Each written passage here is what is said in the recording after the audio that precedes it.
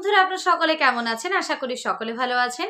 আমি সুপর্ণা আপনাদের কাছে নিয়ে চলে এসেছি আবারও এক নতুন নিউজ।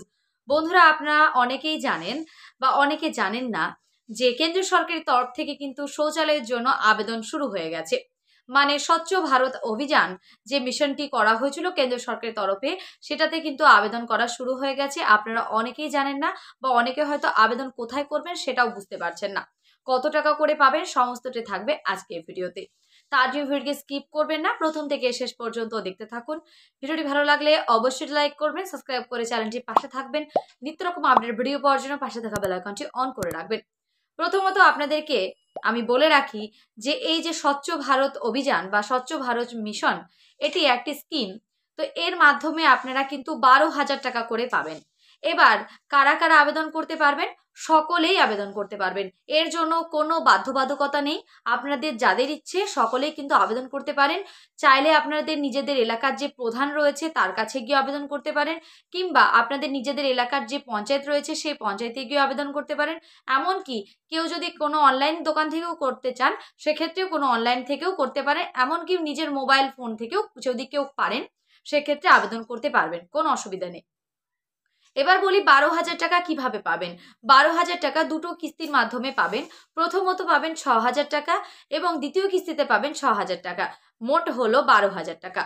এবার আপনাদেরকে স্ক্রিনের মাধ্যমে একটি মেসেজ দেখাচ্ছি আমি, পরবর্তীতে আরও একটি মেসেজ দেখাবো। দেখুন, এই যখন আপনারা এইটাকে আবেদন করবেন এই স্বচ্ছ ভারত মিশনের জন্য, মানে শৌচালয়ের জন্য যখন আপনারা আবেদন করবেন তখন কিন্তু আপনাদের ফোনে সাবমিটেড বলে একটি ইনবক্সে আপনাদের মেসেজ আসবে। দেখুন আমি সেটা স্ক্রিনের মাধ্যমে আপনাদের দেখাচ্ছি।